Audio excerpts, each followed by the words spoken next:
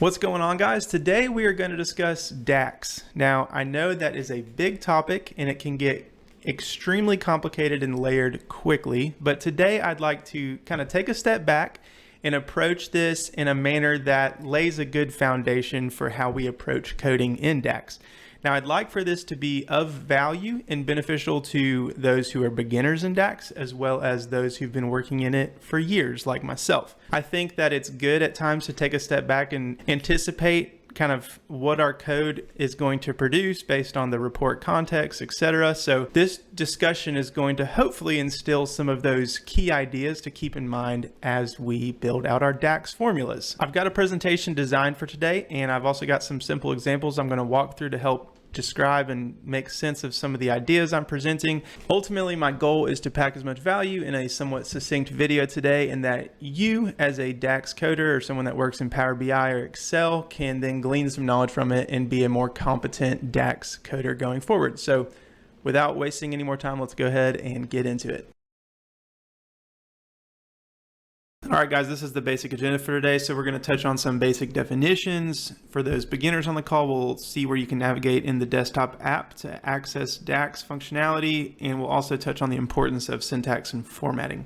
We'll talk through the different types of DAX calculations like measures, columns, and tables. We'll learn through some basic examples, and we'll also touch on evaluation context. Now, I know that this agenda kind of looks like it's going to be in order from top to bottom, but evaluation context in particular is going to hopefully mark the whole discussion today. And so I hope that that's one of the big takeaways that you have from this video, because it's super important to understand so that you can get why certain values are presented in your visual outputs, as well as how to go about modifying certain contexts within your report. So anyways, getting ahead of myself, let's go on to the next slide. What is DAX? So DAX, D-A-X, stands for Data Analysis Expressions. It's a formula language used primarily in Power BI, a little bit in Excel, but we're going to be presenting it from a Power BI perspective. And it's used to create custom calculations and aggregations to leverage the data already available in your sources. Now, there are exceptions to this. For example, you can create custom calendar tables from scratch that doesn't necessarily have to reference any of your current available data, but that's just kind of a good blanket statement. Now, there's around 340 functions available, at least last time I checked. Obviously, that is a huge amount of functions. Just like any language out there, there's going to be a ton of functions. And also, it's important to know that memorization is not the name of the game. So this whole discussion is kind of based around understanding the general framework and theory of DAX. Memorizing 340 functions is not that. Having a comfortable knowledge of maybe a solid 10 functions, key functions, and then being able to have your resources that you lean on and kind of look up the rest as needed. That's the approach that I take. I think it's most efficient. Obviously, we're using DAX in Power BI, but a lot of us as data analysts are using several other languages, whether it be in Power BI or beyond. And so I don't think it's a smart approach to kind of bog down your memory and your brain with 340 DAX functions. There are so many great resources on the internet that we've talked about before, dax.guide, the guys over at SQL BI, plenty of YouTube channels that are kind of specific to DAX, and I just lean on those throughout my day. Now, obviously, the more I use something, the more I'm going to get it and understand it and be able to recall it very easily, but I'm just saying from kind of an introductory beginner's perspective, don't start memorizing functions. All right, next slide. A little bit of DAX history. I think this is kind of fun. So it was initially released back in 2009 as an add-on in Microsoft Excel. It was a Power Pivot for Excel 2010 add-in. Power BI wasn't actually released to the public until mid-2015. So we think of DAX as super synonymous with Power BI, but really it's only been around for about 9 years or so, and it's evolved along the way. So it's very interesting. Lastly, on this tab, DAX can actually still be used within Excel today via the Power Pivot add-in. I actually use this sometimes, and as you can see from these screenshots, some of the functionality actually mimics how Power BI is designed very closely with Power Query and Power Pivot. So check it out. All right, I said I'd mention for the beginners where to access DAX and Power BI, so I've got some helpful screenshots here. Very basic, but let's go ahead and hop over to my desktop app and we'll take a look. For those of you that are not beginners, bear with me, but I'm also including some navigation tips, so maybe those will be helpful. All right, guys, as you can see, I've got a data set. It's called Dunner Mifflin Sales Master Dataset. This is an import model, so all of my data is imported directly into this file I have open. Just for a basic understanding of the model that we're working with, it's pretty much a basic star schema model. If you don't understand star schema models, I've got a video on that I think breaks it down pretty simply. But yeah, so we've got kind of our quantitative stuff here in the middle, and then any support dimension data around the perimeter that kind of feeds into that with a one-to-many relationship. Now I do have this order details table that kind of provides more granular insights into these numbers at a line level, but basically this is a star schema model. So let's go ahead and jump back to our report view. Up here at the top on the home page, you've got your calculations. So new measure, quick measure. Quick measure is kind of a beginner-friendly approach to building out DAX. I'm not going to get into it, but I typically click on new measure. Now you can click on new measure here, or if you know which table you want to build your measure out in, you can click on that table and you can access those same options along with building a new column in the table that you selected. And then this is also how you access the functionality to build a new DAX calculated table. Now we'll kind of get more into that here in a second, but that's how you kind of turn on the ability to click that. Now you also have the ability, just as a note, to right click over here in the data pane and select new measure, new column, or new quick measures. Now a quick tip for everyone, and I think this is super important, but I don't really like to house my measures in the existing tables as they stand. I like to create a specific measures table that kind of keeps everything together and accessible for me to go and review any code. So the way that we do that is if I go to home, I'm going to click on enter data right here. I'm going to name this measures table. I'm going to click OK, or excuse me, load. Now, as you can see over here in my data pane, it creates the measure table there in alphabetical order. If I break it out, you'll also see a blank column. It has to have data in there, and so it just kind of creates a blank column. But if I come in here and click new measure on that table, I'll say example measure, and we'll just leave it blank. Now, because I have some content in there, I can actually right click on that column 1 and delete from model. Once that's done, this is a purely measures table. There's no other data within it, so it moves it to the top, which is where I want it, and it makes it easy to navigate to your measures. So let's build everything out in here. Now, if for whatever reason you've built out a measure in a different table, or you already have them existing in different tables and want to move them to this measure specific table, all you got to do is navigate up to the top left and drop down that home table option, and you can move it into this measures table.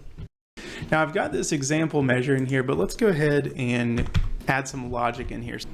So what's the most basic measure we could probably calculate? Well, probably like a sales total. Now it's important to remember that measures are basically a dynamic aggregation of quantitative data. So you have to define an aggregator or some way to summarize your data. So like I said, total sales, that would be sum.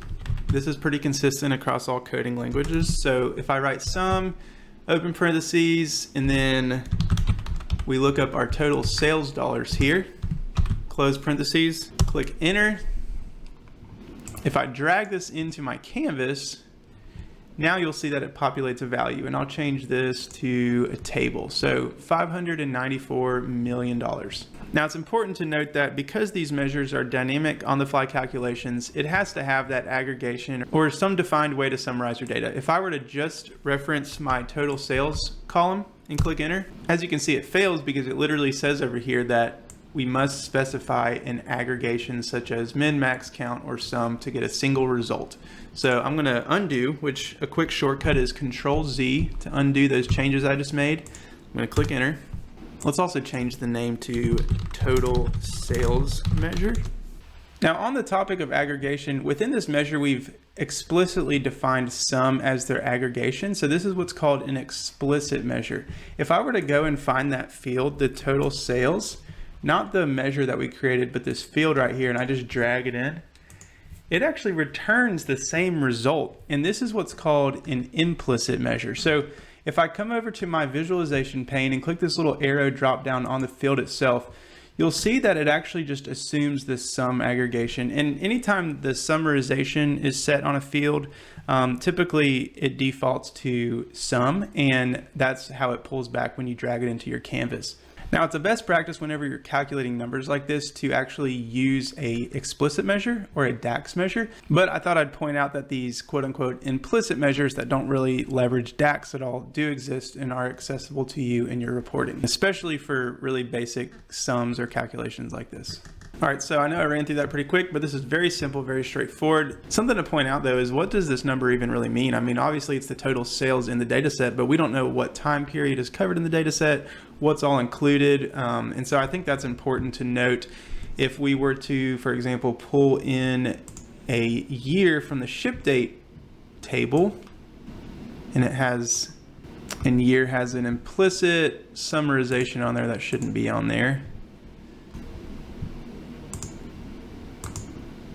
But as you can see, now that I bring the year in, it takes into account the context of this field. More to come on that, evaluation context, as mentioned at the beginning. But it takes the context into account and it kind of sparses it out based on what that field represents. And it summarizes it that way. Now, as you can see, there's this blank year with the total sales. That's a big number. I was actually trying to strip this down from a larger data set, so that's my fault. Let's just go ahead and exclude that for now, so as to not lead to more confusion. All right, so here we go. Here's our total sales dollars, and dynamically it has updated based on our report context into these year buckets, so these totals by year, and then it gives us a total at the bottom. Again, there's no columns or tables that exist in the underlying data of our report model that store these yearly totals as we see them here in the report layer. The only place this exists is right here for our eyes to see. Now, yes, I know that when we look at the measure, obviously there's this total sales column that backs it up. But if we apply additional logic to this measure, then I think it'll become more clear how the output is just kind of calculating on the fly within your visual. Additionally, because this is an import model, we can actually click over to the table view and see the data inside each table. And so it might be helpful for you to see that where those measures are stored in the measures table, there's nothing that exists in it behind the scenes. This is purely on the fly calculation that only populates once it gets to this kind of metadata layer in the actual reporting itself. Now, maybe we can create a measure with a filter or some additional logic in it just to kind of paint a picture of what I just said, and also cover a couple topics on syntax. So again, just to step back, our measures always start with a title and an equal sign followed by our DAX function. So let's call this 2024 sales. And then it's already got an equal sign in there. Now I could start my function right here, but sometimes to clean it up and to consider how it appears, I like to click Shift Enter and go down either 1 or 2 rows. So we'll go down 2 rows just for fun today. And let's write our sum of total sales measure again. So sum, you see that the functions all pop up. It's got this awesome kind of auto recognition IntelliSense functionality built in. So if I see what I like, then I can, obviously type out sum. It's only 3 characters, or I could click tab and it recognizes it and automatically loads in that open parentheses. Same with the data within your model. So right now I want to reference total sales. So I just need to start typing total, and then there it is. I don't have to continue to type. I can just click Enter or tab. Now you'll see here I've got everything in there, and if I were to click Enter without putting that closing parentheses, DAX is smart enough to go ahead and load that in for us. Now, one other thing to note, let's say I type the total sales in manually, all lowercase. Well, if I click Enter, the beautiful thing is that DAX is not case sensitive, so it still recognizes the code I just wrote. Now, if I want to undo that, like I covered just a second ago, you can click Control Z, and there's our properly cased code. Click Enter. Now, again, this is a very basic discussion today. This is not at all getting into the advanced side of DAX, but we titled this 2024 sales, and currently this is just total sales. So I'm going to wrap this in what's called a calculate function. Now, without getting into a full discussion on it, calculate's probably one of the more powerful functions in DAX. It allows you to take an existing DAX measure or an aggregation such as the sum of total sales that we see here, and either apply a filter to it, or you can include what's called a filter modifier function. And it allows you to basically modify and control how the report and filter context coming from other elements of your report ultimately affect the aggregation or the output. So for example, you've got the ship year that I've already pulled in. You could apply a slicer. Maybe you put a filter directly into the filter pane of your report. Any of these can be overridden or modified using a filter modifier function. Again, I'm going to click tab, and there it goes with the open parentheses. And we'll take syntax into consideration here in just a second, but right now we'll just kind of write it all on one line. I'm going to go ahead and put a comma here and then add a filter to my expression. So let's say year. We can scroll up here. I'm going to select the ship year or the ship date year. And then I'm going to say equals to 2024, close parentheses, enter. All right, now when I pull that in here, you'll actually see that 17.4 million represented right here in 2024 repeats itself all the way down for every single year. Now, because we inserted it as definitive logic in our measure, it kind of overrides the report context that we see here. But if it were just kind of a standalone card or something like that, then it would be really beneficial to represent 2024 sales. Now, again, this is still a very simple measure. Now, jumping back over real quick to this first graph we were looking at, we've got this 2024 sales, and as you can see, it's 17.4 all the way down for every year. And this is kind of a unique instance because it's taking the filter that we put in our calculate DAX statement, and then it's kind of trying to butt it up against what is called our report evaluation context. So this element of year that we've brought into our actual reporting layer. We're kind of diving right into this evaluation context discussion, but this filter that's included in the DAX calculate function always overrides anything in your report context. Now, a better way to look at this for now, as we kind of begin this discussion, is rather combining multiple. So instead of trying to override the existing report context, let's say that we change this to a different field altogether. So maybe we look at category and we just want to return for printer sales. So if I click enter on that, I probably need to rename it real quick too.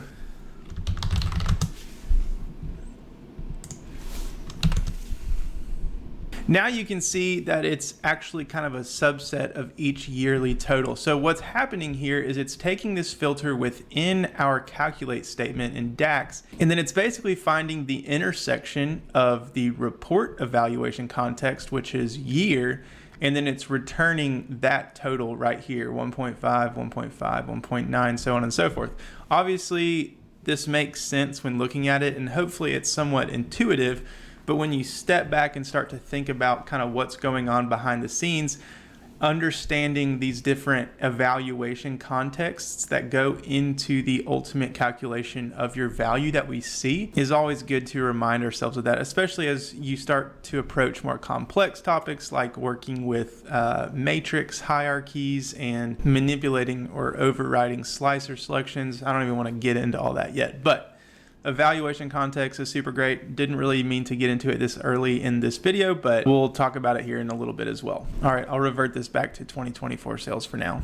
But I think it's important to call out syntax and how we need to take that into account whenever we're writing code. I'm pretty sure everyone on this call has probably worked in Excel. You can't really control the syntax very easily in Excel, but here in DAX, we're going to kind of walk through a general spacing. So you've got your calculate. Whenever a new function is introduced, I like to just kind of put it on a different line with a tab. With this filter aspect of my calculate function, I'd like to put that down here. And a lot of people like to put their closing parentheses down at the bottom by itself. Now, again, this is a very simple DAX measure, but it can get very complicated. And so it's important to kind of have some consideration around context so that it's readable. Now, there is this wonderful external tool and it's called DAX Formatter. And if I clicked on this, it links out to a website. I'll pull that up real quick. It's daxformatter.com, and basically all you have to do is write or paste your code right here, and then it'll automatically format it for you so that it's more readable down the road. So I've got another file I've been working on with some slightly more complex DAX measures, and if I were to paste those in there, just kind of as they're formatted currently, it's just kind of this stream of conscious, no formatting involved, no syntax. So what I can do is I can click format, and it takes a second, and then it kind of outputs this beautiful code that's very readable compared to what we were just looking at. So check it out, daxformatter.com. This is built out by the folks at SQL BI. All right, one more thing to call out just in case you're doing some troubleshooting. You see that order detail up here, the table is not surrounded by quotes, but it's one single word or one single string of letters. Down here you've got ship date, and it does have the quotes around it, and that's because a space is included. So anytime a space is included in a table name, you got to have those quotes around it, but if there's no spaces or it's just kind of underscores, no quotes are required. Now, if you put quotes around order details right here, it's not going to hurt anything, but I just want to call that out in case you are troubleshooting something similar.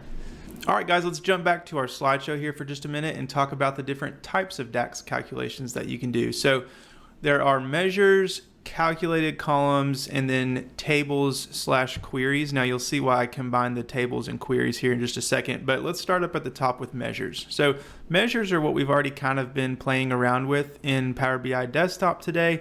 They're the scalar output calculations where they basically recognize the context of your report and they return a single output for any intersection of values. For example, like the year, there's a single value for each year that it recognizes when we pull in that ship date year. But here we can just read the definition. It's used to create dynamic aggregations that return as a scalar value or a singular output, and they're evaluated based on the applied filters and elements within your report. So we've kind of already started to touch on that with the evaluation context. Unlike calculated columns and tables, which essentially create new data, more on that in a second, measures are not stored anywhere except in the metadata of your report file for the formula itself or wherever it might appear in your report's interface.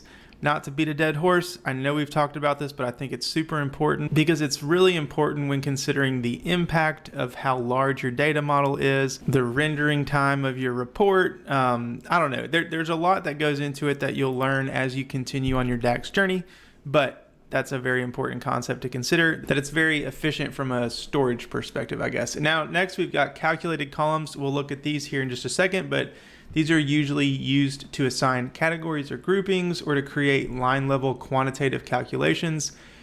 Similar to creating an Excel column based on two other Excel columns or multiple other Excel columns, they actually store in the table that you create them in. So consider an Excel example where maybe column A, you've got like a cost per item or cost per quantity, and then column B is the total order quantity of your sales, and then you'd like to calculate a total sales. So you want to do A times B.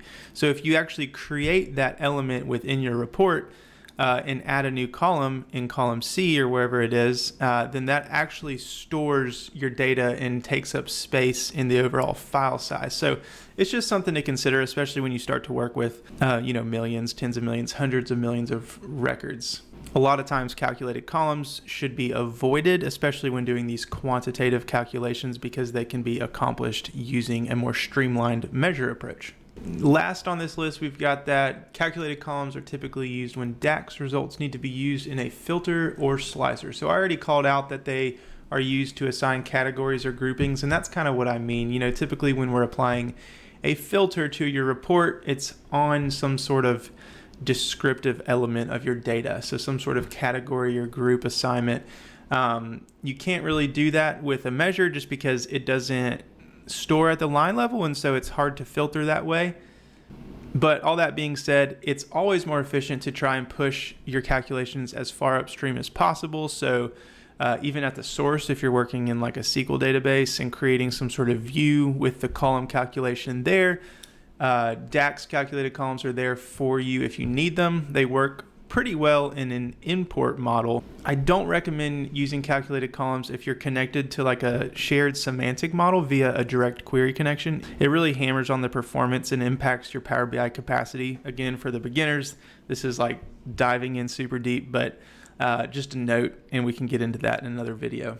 All right, lastly, we've got tables/queries. So tables are created using DAX table functions to produce standalone tables in your Power BI model.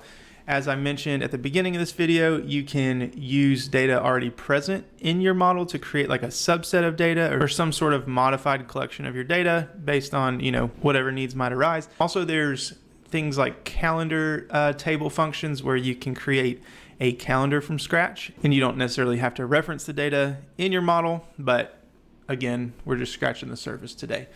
Now, I mentioned queries here because there's actually a slightly different flavor to DAX aside from just creating a calculated table in your model. And that's through writing an actual DAX query in either DAX Query View or an external tool like DAX Studio to write an expression and return a table of results. You can think of this as very similar to running a SQL query in SSMS or Snowflake or wherever you work. Now, it's important to note DAX query language is completely separate from anything used to create aspects of your data model. So this doesn't do anything for the front end of reporting. This is purely a function of kind of the back end exploratory analysis of your data. It's a tool for the developers of the report. It's not necessarily anything used again on the front end. So just want to note that. Now there's some unique syntax to allow you to do this, but it requires a table function. And so that's why I kind of combined it here, because just like in a SQL statement where you do the select from where, the from always has to reference a table. And so in DAX, you evaluate a table, and we can walk through an example of that, a very basic example here in just a second. All right, next slide. So before we jump over and do some examples, I do want to kind of formally define out DAX evaluation context and walk through a couple points to note. I know we've already touched on this, but let's go ahead and define this out. So DAX evaluation context is what I have here, the data environment in which your DAX is evaluated. So you see I've got these two breakouts of what makes up evaluation context. You have what's called filter context, and then you have what's called row context. So let's break this down a little bit further. All right, so filter context is the combination of filters applied before the evaluation of a DAX expression. Now that doesn't necessarily mean all outside the DAX expression. You can include filters in your DAX expression, as we saw earlier in our example, which are then taken into account when the DAX expression is evaluated. But here below, we'll break those out. So you've got implicit filters, and then you've got explicit filters. Implicit filters are elements in your report interface, including filters in the filter pane, slicers, which act as filters, and other fields in your visuals. So as an example, the ship year that we used in our example earlier, that's treated as a filter in a sense, because when you look at that singular output next to 2022, for example, it's filtered the total sales down to just 2022 sales. And so in a sense, it acts as a filter, an implicit filter. Lastly, here you've got explicit filter, and this is filter arguments defined within our DAX code, which we also saw an example of. Next, we've got what's called row context. So this is used to calculate an expression row by row. So this can also be sometimes called table iteration. Below this, I've got that it's important to understand when working with calculated columns and iterator functions like SUMX, average x, min x, max x. These are all iterator functions, and they iterate row by row. Now we'll run through a calculated column example, and I think that'll help paint a picture of what this row context really means, because filter context in a lot of ways is more of kind of a front end function. It's filters applied to the front end, whereas row context is taking into account the back end. So it's looking at the source table, and then it's looking at the row context of whatever's going on in that table at that specific row. Aside from iterator functions like SUMX, which is a measure, you won't necessarily have to take into account row context, but it is important, like I said, when working with calculated columns. So let's go ahead and get back to my desktop application, and we can walk through a couple examples. All right, guys, as you can see, I've got my PBIX pulled back up, and we're going to use this order details table to run through a couple examples of creating calculated columns. And then we'll also touch briefly on calculated tables in the DAX query view. I also want to kind of compare some of the calculated columns against how you might go about doing the same thing with a measure more efficiently, and just all things to take into account as far as evaluation context is concerned. So let's try to just run through a couple examples, and then we will end the video today. So first off, we're looking at this example here that contains our order details. And as you can see, we've got unit price, sales quantity, but then we've already got the total sales calculated. So essentially what this is doing line by line is taking 34.8 times 5 equals 174, 15 times 14 equals 210, so on and so forth. And that actually is exactly what we were talking about when we talked about table iteration. That is what iterating means, line by line. And so that's essentially what creating a new row or a new column, excuse me, in our table does with these DAX calculated columns. So maybe, I've got total COGS here. Maybe we want to create a total margin dollars column. And so we would take total sales minus total COGS to result a total margin column. So let's do that real quick by clicking on new column. Up here, we'll call this total margin. Now, earlier when we created measures, you had to define out that aggregator, and it even kicked out an error when we left it out just to test. So in this instance, when we're creating a new column, we don't have to do that. And the reason is it's not taking into account any other row in this entire data set except the current row that it's on. Now, there are some ways to employ some modifier functions to look at data outside this specific row, but out of the box, all it's looking at is the row that you're currently on. So I don't have to aggregate it. I don't have to summarize it in any way. So all I need to do is reference the column, and it's going to look at the intersection of that column with the row that it's currently creating a calculation for, and then it'll return a value. So for total margin, I want to take total sales, and we're going to reference the column here, and then I'm going to say minus total COGS. And as you can see, there's no aggregation. It's just one minus the other. I'm going to click check. And so again, just like we talked about the calculation for total sales, now with total margin, it's taking 174 minus 3480, and it's returning, the total margin value one by one. And it's storing this as data within your data model. So it's taking up space, and that is something to consider. Now let's create a margin percentage column just for fun. So there we would take, we'll call it margin percentage, and we can do total margin dollars that we just calculated divided by total sales. Now you could do the backslash, but there's some errors if there's like zeros or nulls involved. So the best practice for dividing is using the divide function, and we're going to do total margin, comma, total sales. All right, once this returns, we'll change the format to percentage, and as you can see, we now have the line level percentage. Maybe we sort in a different way just to kind of see some variation. There we go. So you can see that it's kind of all over the board, but those are basically, where I'd expect them to be. Depending on the business, it can change pretty drastically, but this is interesting, because we've got this line level margin percentage, but when it comes to a front end reporting perspective, this is kind of useless because a lot of the numbers we're going to be presenting are these summarized high level overview numbers. And if we sum up these line level margin percentages or take an average or something, that can lead to very misleading data. And what we want to do is actually on the fly create a margin percentage measure to create those calculations by taking the total margin dollar sum and then dividing the total margin, the total sales sum, and then returning it that way. So we can run that real quick. If I go into my measures table here, and I clean it up a little bit, but I'll click new measure, and I'll call this margin percentage, and we'll do that divide function. Now we have to actually apply an aggregator to our field because it's a measure. It's an on-the-fly calculation that doesn't have that row context we just saw in the calculated column. So we're going to do a sum of margin dollars, not percentage, dollars, comma, got to close the parentheses for sum, over the sum of total sales.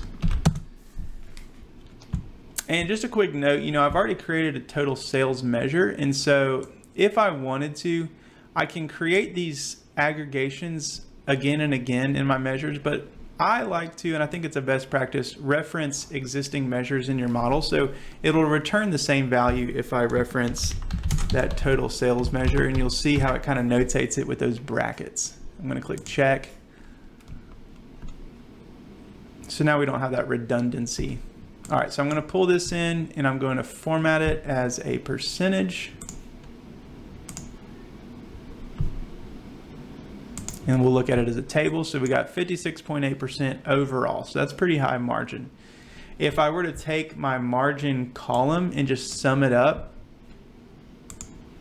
that's extremely misleading. You know what I mean? Or if I went over here in the implicit summarization and changed the sum to average, you know, it's awfully close, which makes sense because a lot of these sales lines are going to be pretty similar as far as how much money is involved, but this still is not accurate. This 56.8 is accurate. And so it's important because these small differences can create differences in how we make decisions. And so let's go ahead and avoid and ignore this approach. And I'm just going to go ahead and delete that. All right, let's jump back to our table view. One thing I think would be interesting is maybe in our order details table, we can use this margin percentage because we saw those 80% margins and we also saw these lower 30% margins. So maybe we wanted to categorize, you know, where it falls in that range as to whether it's like low earning, middle earning, or high earning. I'm not exactly sure what we could call that, but let's create a column. And this is kind of going back to using calculated columns to apply categorizations or groupings. And so that's what I'm doing here. So we're going to call this level of profitability. And we'll say if margin percentage is less than 30%, then low. If margin percentage is less than 35%, medium, and then all else large. So we can look at this. So let's change this to 35, 40, anything above that is large. All right, interesting. So let's filter for low, and then you can see here that this has anything within that range. And then if you jump up to high or large, I guess that's a little, that's not, it should say high, but that's fine. This starts at 40 and goes all the way up to 80 because we saw it went up to 80 before. So that would be an interesting way to group this. And, you know, maybe we could pull that level of profitability in here. And now with our on-the-fly margin percentage measure, we get an average overall based on the actual volume of sales, where our high level of profitability averages 60.95% margin, our low level of profitability averages 33.33, and our median level of profitability equals 37.5% margin. So this is an interesting example because our level of profitability grouping actually referenced that line level margin percentage calculation. And then we turned around, brought that in as a category, and then used our margin percentage measure that we created here to actually calculate what the average is in each instance. So interesting stuff. And these are now treated as implicit filters, which is what we talked about in that context discussion. So pretty interesting stuff. Again, jumping back here, I just kind of want to re-emphasize that any of these calculated columns that we create are taking up space and storage in our model. So because all this one's doing is referencing this one, you could technically combine these into one piece of code and it would be more streamlined, because instead of creating two separate columns, it would just create one.